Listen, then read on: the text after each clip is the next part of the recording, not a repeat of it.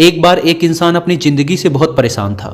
वह हर समय अपने आप को कोसता रहता था कि क्या जिंदगी मिली है मुझे, क्या जीवन है।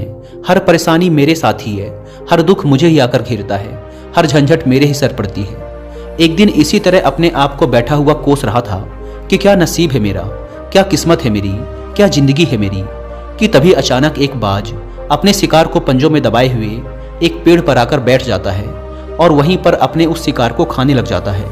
यह परेशान आदमी जब उस बाज को देखता है तो कहने लगता है कि क्या जिंदगी है इसकी, क्या जीवन जी रहा है मजे का।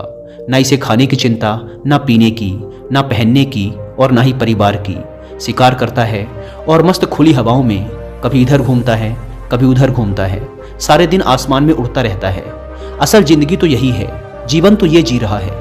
और फिर वो आसमान की तरफ देखकर जोर जोर से चिल्लाता है कि काश मैं भी एक बाज होता तो मुझे भी कोई दुख ना होता, मुझे भी कोई परेशानी ना होती, काश मैं भी एक बाज होता। जब वह 2 से 3 बार जोर जोर से चिल्लाता है कि काश मैं भी एक बाज होता तो मुझे भी कोई दुख ना होता, मुझे भी कोई परेशानी ना होती, तो अचानक आसमान में बिजली कड़कने लग जाती है और आसमान से आवाज आती है कि हे इंसान, क्या ये हमने सच सुना कि तू हमारी दी हुई जिंदगी से परेशान है और तू एक बाज बनना चाहता है। तो इस आकाशवाणी को सुनकर यह इंसान हैरान रह जाता है और आसमान की तरफ देखकर कहता है कि हाँ, मैं सच में अपनी इस जिंदगी से बहुत परेशान हूँ, क्योंकि हर परेशानी मेरे साथ ही है, हर दुख मुझे ही है, हर तकलीफ मेरे ही साथ है।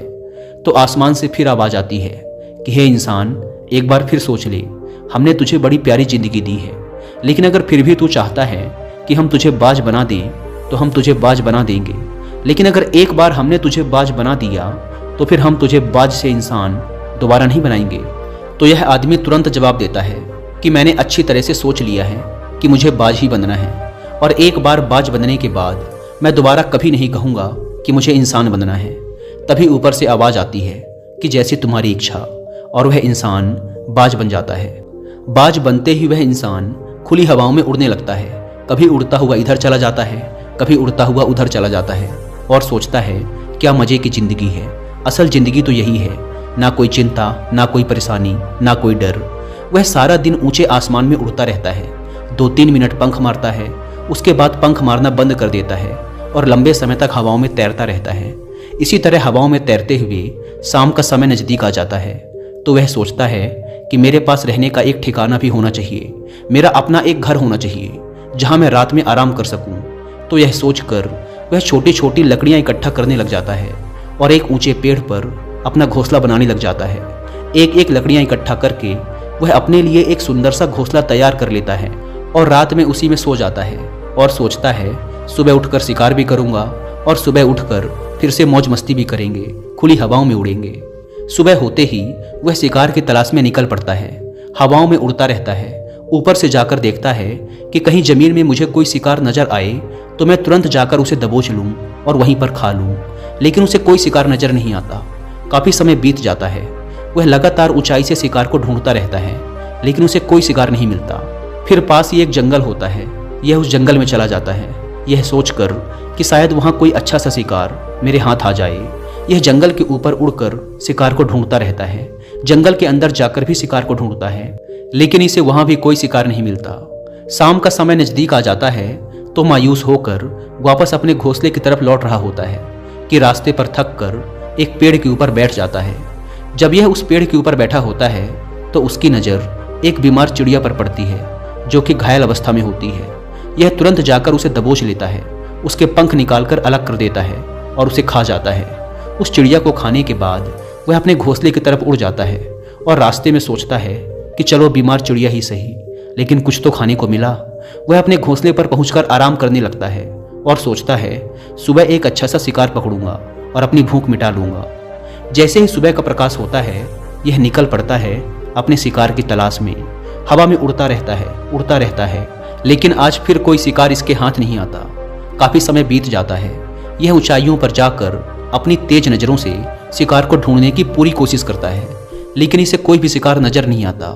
फिर यह पास के उस जंगल की तरफ चला जाता है, लेकिन इसे वहाँ भी कोई शिकार नहीं मिलता। इसी प्रकार पूरे दिन उड़ते उड़ते शाम का समय नज़दीक आ जाता है तो यह निराश होकर वापस लौटने लगता है और रास्ते में एक पेड़ पर आकर बैठ जाता है। सोचता है शायद आज फिर कोई बीमार चिड़िया मेरा इंतजार कर रही हो, लेकिन हर बार किस्मत मेहरबान थोड़ी होती है। आज इसे कोई बीमार चिड़िया नहीं मिलती। यह थक हार कर वापस अपने घोंसले की तरफ चल पड़ता है और घोंसले पर पहुंचकर भूखा प्यासा ही सो जाता है और सोचता है कल सुबह एक बड़ा सा शिकार पकड़ूंगा और आज की भूख भी मिटा लूंगा। रात को अपने घोंसले में सोया होता है, गहरी नींद में होता है कि तभी एक भयानक तूफान आता है। इस तूफान की हवा इतनी तेज होती है कि इसके घोंसले को उड़ाकर एक जगह फेंकती है और इसे कहीं दूर दूसरी जगह फेंकती है। तो ये जहां पर गिरता है वहां नीचे एक नोकदार लकड़ी पड़ी होती है जो इसके पंजे में गड़ जाती है और इसे बुरी तरह घायल कर देती है। तूफान के रुकने के बाद बारिश शुरू हो जाती है। तेज बारिश होती रहती है, पर यह किसी तरह से पेड़ों के नीचे छुपकर बैठा रहता है। बड़ी मुश्किल से इसकी रात कटती है। जब सुबह होती है तो बारिश रुक जाती है। बारिश के रुकते ही चारों तरफ खुशियां छा जाती हैं, चारों तरफ हरियाली छा जाती है। नदियां और झरने तेजी से बहने लगते हैं। सब कुछ फिर पहले के जैसा हो जाता है। लेकिन ये बाज अब पहले के जैसा नहीं रहा। इसका पांव बुरी तरह घायल हो चुका है। इसके पंजे में जो लकड़ी लगी थी उसकी वजह से इसका पंजा बुरी तरह छत बिछत हो गया है। और मैं आपको बता दूं कि बाज का जो पंजा होता है वह उसके शिकार को पकड़ने के लिए सबसे जरूरी होता है, क्योंकि बाज अपने पंजों से ही अपने शिकार को पकड़ता है, दबोचता है और फिर अपनी चोंच के माध्यम से नोच नोच कर खाता है। लेकिन अब इस बाज का पंजा बुरी तरह से घायल हो चुका था और वह पिछले 2 दिनों से भूखा भी था। यह शिकार की खोज में थोड़ा सा उड़ता है कि शायद फिर कहीं कोई बीमार चिड़िया इसे मिल जाए, लेकिन कहाँ बार बार कोई बीमार चिड़िया मिलने वाली थी। वह कुछ देर तक उड़ता है, लेकिन फिर भूख और दर्द के मारे थक कर एक पेड़ पर आकर बैठ जाता है। वह पेड़ पर आकर बैठ तो जाता है, लेकिन उसे पता नहीं था कि यहाँ एक और मुसीबत उसका इंतजार कर रही है। और वह मुसीबत यह थी कि 8-10 कौवों का एक झुंड मिलकर इसे परेशान करने लग जाते हैं। इसके ऊपर आकर इसके घाव में चोंच मारने लग जाते हैं। उन्हें भी पता चल जाता है कि यह बाज घायल है और भूख की वजह से कमजोर भी है। यह बाज उनसे बचने के लिए थोड़ा सा उड़ता है और फिर जाकर बैठ जाता है। उनसे पीछा छुड़ाने का प्रयास करता है, लेकिन वो फिर इसके पीछे आ जाते हैं। तो यह फिर उड़कर थोड़ी दूर चला जाता है, लेकिन वो इसका पीछा नहीं छोड़ते और बार बार इसके पास आकर इसे परेशान करते हैं। कौवे अक्सर बाज के साथ ऐसा करते हैं, लेकिन फिर बाज भी उनके साथ एक खेल खेलता है। जब कौवों का झुंड बाज को परेशान करता है और उनका पीछा नहीं छोड़ता, तो बाज हवा में सीधी उड़ान भरने लग जाता है। वह तेजी से सीधा ऊपर की ओर उड़ने लग जाता है। कौवे भी उसके पीछे उड़ते हैं, लेकिन कुछ देर तक उड़ने के बाद कौवे ऐसी ऊंचाई पर पहुंच जाते हैं जहां पर उन्हें ठीक से ऑक्सीजन मिलनी बंद हो जाती है। उनका दम घुटने लग जाता है, उनकी सांस रुकने लग जाती है। तो फिर वो वहां से ऊपर नहीं जा पाते।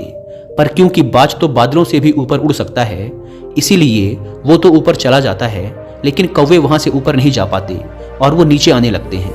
तो इस तरीके से बाज उनसे अपना पीछा छुड़ा लेता है। लेकिन ऐसा करने के लिए, इतनी ऊंची उड़ान भरने के लिए इस बाज के पास उतनी ताकत नहीं थी, क्योंकि ये भूखा भी था और घायल भी था। तो ये उड़ता और थोड़ी सी दूर जाकर बैठ जाता और कौवे फिर आकर इसे परेशान करने लग जाते। इसी तरह भूख और घायल हालत में एक दिन गुजर जाता है, दूसरा दिन गुजर जाता है, तीसरा दिन गुजर जाता है, लेकिन इस बाज की हालत में कोई सुधार नहीं हो रहा था। वह बद से बदतर होती जा रही थी। चौथे दिन जब ये बिल्कुल खत्म होने पर आ जाता है, इसके अंदर बिल्कुल ताकत नहीं बचती और इसका शरीर इसका साथ छोड़ने लगता है, तो यह किसी तरीके से उड़कर पास ही इंसानों की एक हॉस्पिटल होती है उसकी छत पर आकर बैठ जाता है और वहां से आने जाने वाले मरीजों को देखता है और अपने आप से कहता है कि काश आज मैं एक इंसान होता तो ऐसे छोटे मोटे जख्मों का हॉस्पिटल से इलाज करवा लेता, या किसी को बता देता कि मैं भूखा हूँ, परेशान हूँ, मेरे साथ ये परेशानी है। लेकिन आज मैं एक ऐसा बेजुबान परिंदा हूँ जो किसी से कुछ नहीं कह सकता, किसी को अपना दुख नहीं बता सकता, किसी से कोई मदद नहीं मांग सकता। यही बात सोचकर वह उसी छत पे अपना दम तोड़ देता है।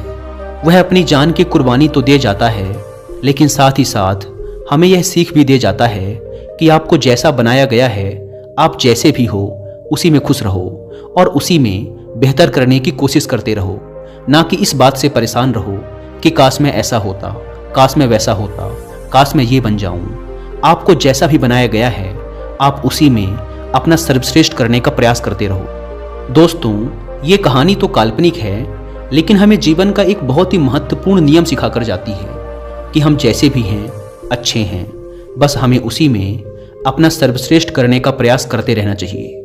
धन्यवाद।